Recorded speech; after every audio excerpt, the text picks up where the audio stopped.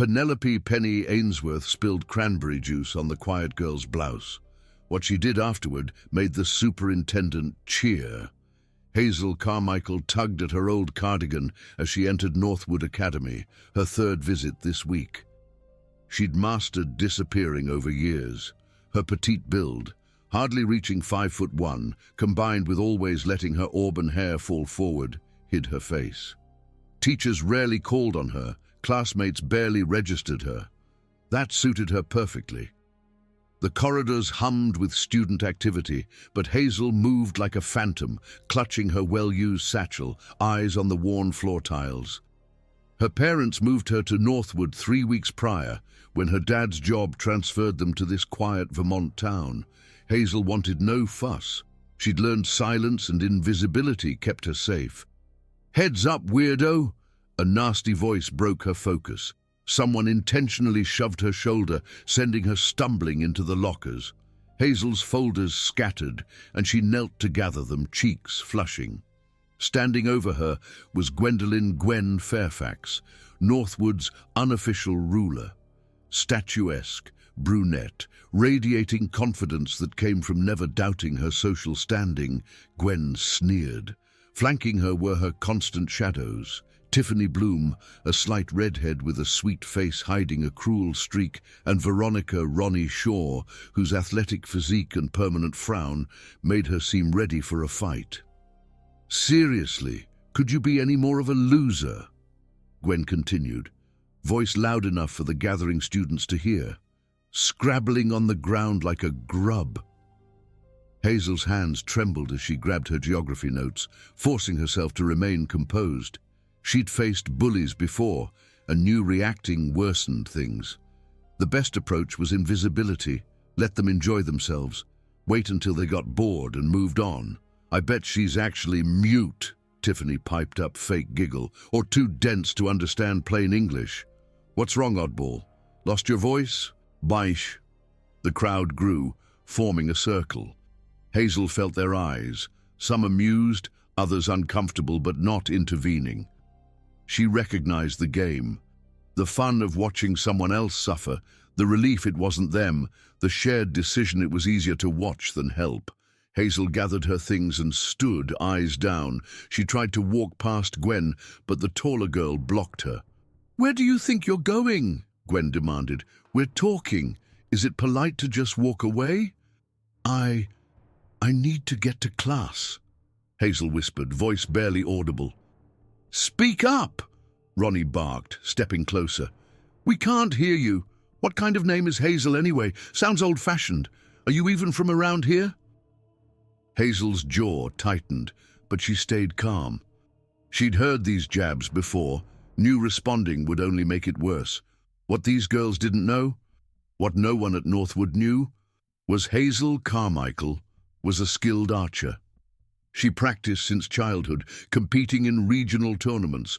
Her small size hid strength, honed by hours of practice, discipline, and focus. But Hazel promised her parents when they moved to Northwood, no more trouble. Her parents worried about her competitive nature, her intense focus on archery. They wanted her to be a regular student for once.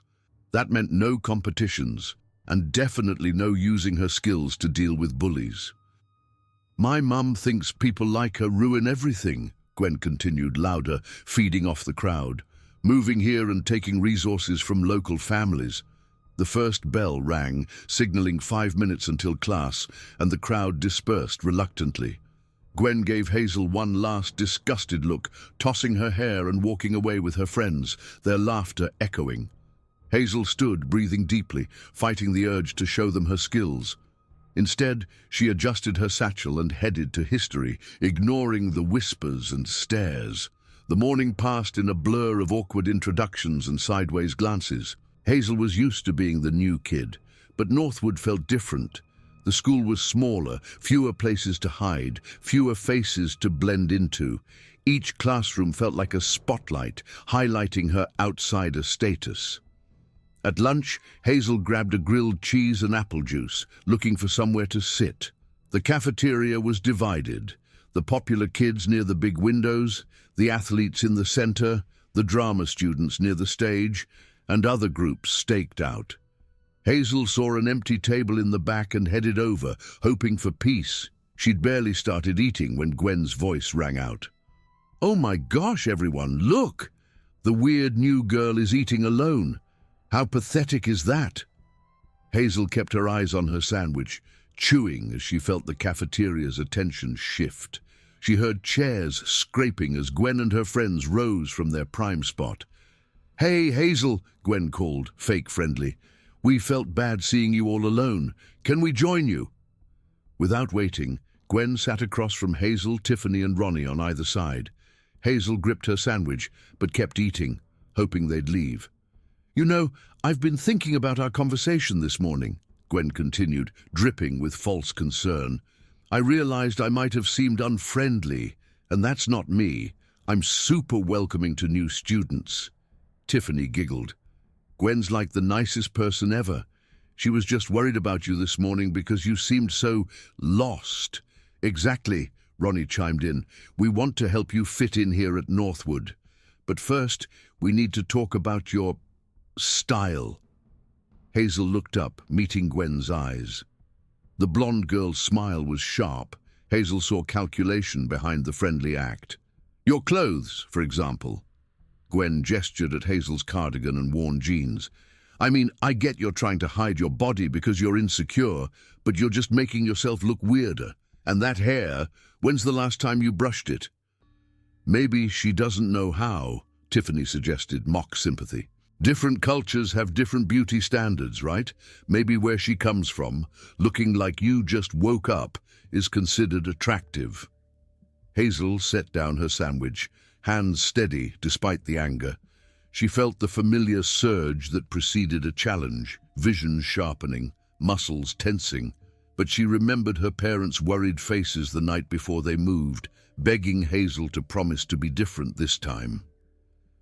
"I think you're being too harsh," Gwen said, enjoying it. "Hazel just needs some guidance, some friends to show her how things work." "Is that what you want, Hazel?" Ronnie asked, leaning forward. "Do you want us to be your friends?" The cafeteria quieted, conversations dying down as students sensed the drama. Hazel felt dozens of eyes, waiting to see how she'd respond. "I just want to eat my lunch," Hazel said quietly, voice steady but barely above a whisper. "See, there's your first problem," Gwen said, friendly facade slipping. "You mumble. How is anyone supposed to take you seriously when you can barely speak up? And sitting back here alone just makes you look like a total outcast." "Maybe she likes being alone," Tiffany smirked. "Some people are just antisocial. It's probably better for everyone if she stays isolated." Hazel stood, gathering her lunch, preparing to leave. She'd endured enough, her self-control fraying. "Where are you going?" Gwen demanded, standing. "We're trying to help you and you're just going to walk away. That's rude, don't you think?" "I said I just want to eat my lunch," Hazel repeated, slightly stronger. "And we're trying to explain why nobody wants to be around you," Ronnie shot back. "The least you could do is listen when people are trying to help you improve yourself." Hazel turned, but Tiffany suddenly stood and accidentally bumped into her, spilling Hazel's juice on her blouse. The liquid was cold, soaking the fabric, making Hazel gasp. "Oh my gosh, I'm so sorry," Tiffany exclaimed, fake concern. "I'm such a klutz. Here, let me help you clean that up." Before Hazel could react, Tiffany grabbed napkins and began dabbing at Hazel's chest, the rough paper tearing at the wet fabric, drawing more attention. Hazel stepped back, face flushing. "Stop!" Hazel said firmly, grabbing Tiffany's wrist to stop the help. "Whoa!" Ronnie said loudly, drawing more attention. "Did she just grab you, Tiff?" "That looked pretty aggressive to me." "I was just trying to help," Tiffany said, pulling her wrist away dramatically. "Gosh, you don't have to be so rough about it." "Rough," echoed, and Hazel saw heads turning.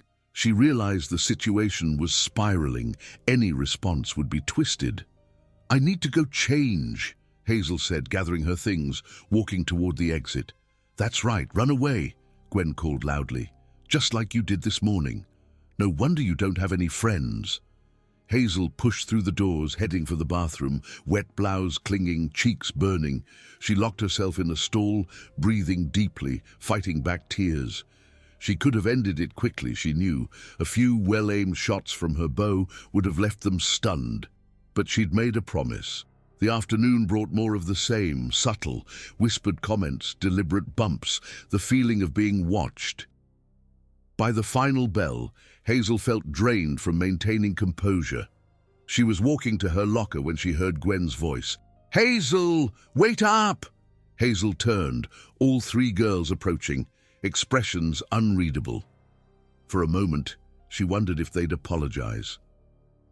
"We wanted to talk about what happened at lunch," Gwen said, more serious. "I think there might have been some misunderstandings." Hazel waited, hoping to resolve things peacefully. "The thing is," Tiffany continued, "you really embarrassed us back there.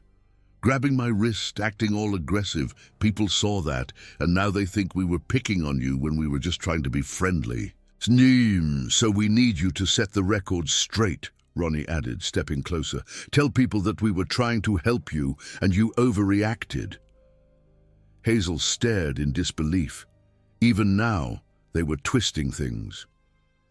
"I don't want any trouble," Hazel said carefully. "I just want to go to class and mind my own business." "But you already caused trouble," Gwen snapped, friendly mask dropping. "You made us look bad in front of the whole cafeteria. So now you need to fix it." "Or what?" Hazel asked before she could stop herself. The girls exchanged glances, something shifting in their expressions. Friendliness gone, replaced by hostility. "Or we make your life here a living nightmare," Gwen said quietly.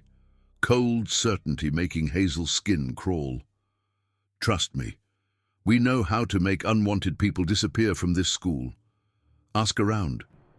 There have been others who thought they could just ignore us and do their own thing. It didn't work out well for them."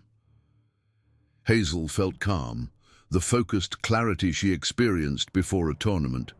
These girls had no idea what they were threatening, no concept of her abilities. But she knew her parents would be devastated if she got expelled. Hazel had already caused them enough stress. She couldn't let her pride destroy their fresh start. "Fine," Hazel said quietly. "I'll tell people it was a misunderstanding." Gwen smiled, no warmth. "Good. I'm glad we understand each other. This could be the start of a beautiful friendship." The next few weeks fell into a pattern. Hazel arrived, endured harassment from Gwen's group, then went home to lie about how well she was adjusting. The bullying escalated, calculated to stay below the radar. Her satchel would be knocked over, spilling her things. Her locker would be covered with sticky notes with insults. During gym, she'd be paired with Ronnie, resulting in accidental elbows and stepped-on ankles. The psychological warfare was draining. Gwen timed her attacks for maximum humiliation, always with an audience, never when adults were present. She'd make cutting remarks about Hazel's appearance, her family, her isolation, delivered with a smile that seemed friendly to adults. Hazel became withdrawn, eating lunch in empty classrooms or the library, taking longer routes to avoid confrontations. She threw herself into schoolwork, partly as a distraction, partly because academics were where she could still succeed. Her grades were excellent, giving Gwen new ammunition. Hazel would be called a try-hard, accused of making everyone else look bad by doing the work. When she scored highest on a chemistry test, Gwen speculated about cheating, planting doubt. The worst part was the isolation. Hazel watched others look away, recognizing what was happening but unwilling to get involved. She understood Gwen's group had power. Standing up to them could make you the next target. But understanding didn't make it less painful. Hazel's parents noticed changes. Hazel, always quiet, became silent. She stopped talking about school, deflecting questions with "fine." She had trouble sleeping, replaying humiliations, imagining different responses. The breaking point came on a Tuesday in November. Hazel was walking to class when she heard Gwen's voice. "Hazel, perfect timing. We need to talk." Hazel turned, all three approaching, something different this time. Expressions more serious, more focused. Hazel felt apprehension. "We've been thinking," Tiffany said, "and we've decided that our current arrangement isn't working out." "What arrangement?" Hazel asked, confused. "The one where you stay out of our way and we let you exist," Ronnie clarified. "The problem is you're still here, still taking up space, still breathing our air, still making everyone uncomfortable." Hazel felt her heart rate increase. "We've decided it's time for you to transfer," Gwen announced. "Find somewhere else to be weird. Maybe a school with more people like you." "I'm not transferring," Hazel said firmly. "I have just as much right to be here." The girls exchanged glances, some silent communication. "That's where you're wrong," Gwen said, stepping closer. "This is our school. We've been here for years. We know everyone. You're just some weirdo who showed up thinking you could fit in." "But you're not accepted," Tiffany continued. "Nobody likes you, nobody wants you here, and nobody would miss you if you disappeared. So we're going to help you make the right decision," Ronnie added, cracking her knuckles. Hazel looked around, the hallway empty. The few who remained avoided eye contact. "I'm not looking for trouble," Hazel said, stepping back. "I just want to go to class." "Too bad," Gwen said. "Trouble found you." What happened next occurred quickly. Ronnie lunged, intending to shove Hazel against the lockers, but Hazel sidestepped, using Ronnie's momentum, sending her crashing into the metal doors. Tiffany reacted, swinging at Hazel's head. Hazel ducked, moving with precision. She grabbed Tiffany's arm and used a basic move to send her tumbling to the floor. Gwen, seeing her friends neutralized, stood frozen. Hazel straightened, looking directly into Gwen's eyes. "Stay down," Hazel said, authority making both girls remain where they were. The transformation was startling. Gone was the hunched posture. She stood tall, balanced, hands ready. She screamed competence. "What the heck are you?" Gwen whispered, shaking. "Someone you should have left alone," Hazel replied. The commotion attracted attention, a crowd gathering. Hazel saw phones being pulled out, heard whispers that the quiet girl had taken down 2 bullies. Ronnie tried to get up, face red. "You freak! You're going to pay for that!" She charged again, but Hazel grabbed Ronnie's shirt and used her momentum to throw her. Ronnie hit the floor. "I said stay down," Hazel repeated. Tiffany was back on her feet, eyes wild. "This isn't over. You can't just attack people." "Attack people," Hazel repeated. "You mean like you've been doing to me for the past month? Like you were doing 30 seconds ago when you tried to hit me?" The crowd grew, teachers pushing through. Hazel knew it was over, the consequences would begin, but she was finally able to speak her truth. "I tried to be invisible," Hazel continued. "I tried to ignore you, to stay out of your way, to be the perfect victim. But you couldn't leave me alone. You had to keep pushing until you pushed too far." "Hazel Carmichael," Superintendent Sterling's voice boomed. "What is going on here?" Hazel turned to face the superintendent, noting shocked expressions. Many had watched her being bullied, now they saw her differently. "These 3 girls have been harassing me since my first day," Hazel said. "Today they threatened me and then physically attacked me. I defended myself." "That's not what happened," Gwen protested. "She went crazy and attacked us for no reason." Superintendent Sterling looked around, Ronnie on the floor, Tiffany leaning against lockers, Gwen standing back. Then he looked at Hazel, standing calmly without a mark. "Everyone involved, my office now," he said. "The rest of you get to class. Show's over." As they walked, Hazel caught sight of her reflection and barely recognized herself. She was standing straight, shoulders back, head high. She looked like someone who commanded respect. The meeting was tense, but satisfying.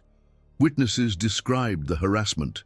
The hall cameras corroborated Hazel's story, showing Tiffany and Ronnie initiated contact. "Miss Carmichael," Superintendent Sterling said, "I can't condone altercations, but you acted in self-defense. However, where did you learn to defend yourself like that?" Hazel glanced at her parents with pride and concern. "I've been practicing archery for years," Hazel admitted. "I compete in regional tournaments." Superintendent Sterling whistled. "And you never mentioned this when the bullying started?" "My parents made me promise to try being a normal student," Hazel said. "No trouble, no using my skills. I tried to keep that promise." "Well," Superintendent Sterling said, "sometimes circumstances force us to break promises to protect ourselves. Miss Fairfax, Miss Bloom, Miss Shaw, you are suspended for 3 days for harassment and initiating a physical altercation. When you return, you will stay away from Miss Carmichael completely. Any further contact will result in expulsion. Do I make myself clear?" The girls nodded silently. "Miss Carmichael," the superintendent continued, "you're not being disciplined. However, I'm going to recommend that you consider starting an archery club. It seems like you have skills that could benefit the entire school." As they left, Hazel's parents put their arms around her. "I'm proud of you," they said, "not for fighting, but for trying to keep your promise, and for standing up for yourself when you had no other choice." The remainder of Hazel's time at Northwood was different. Word spread, but instead of isolation, it earned her respect. Students who had ignored her began nodding, several sharing stories of being bullied by Gwen's group. Hazel discovered she wasn't alone. Over the years, Gwen, Tiffany, and Ronnie had terrorized anyone they perceived as different. Several had transferred, others suffered in silence. The bullies found their status diminished. Other students spoke up, and many distanced themselves. They completed their suspension quietly, no longer wielding the power they had taken for granted. Hazel started an archery club and a peer counseling program for students dealing with bullying. She discovered she had a talent for helping others find strength. Teaching them standing up meant refusing abuse. Superintendent Sterling was true to his word. Hazel began teaching archery classes, focusing on awareness and confidence. The classes were popular, and Hazel enjoyed teaching.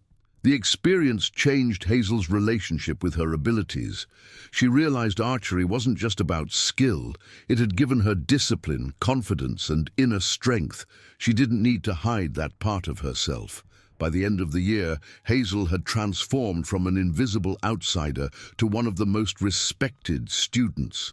She had friends, was involved in activities, and had earned admiration. More importantly, she had learned the most important battles aren't won with confrontation, but with the courage to stand up and refuse victimization. The bullies had picked what they thought was an easy target, but they had chosen to mess with someone who possessed not just the skills to defend herself, but the moral strength to do so without losing her humanity. Hazel's victory made Northwood safer for everyone.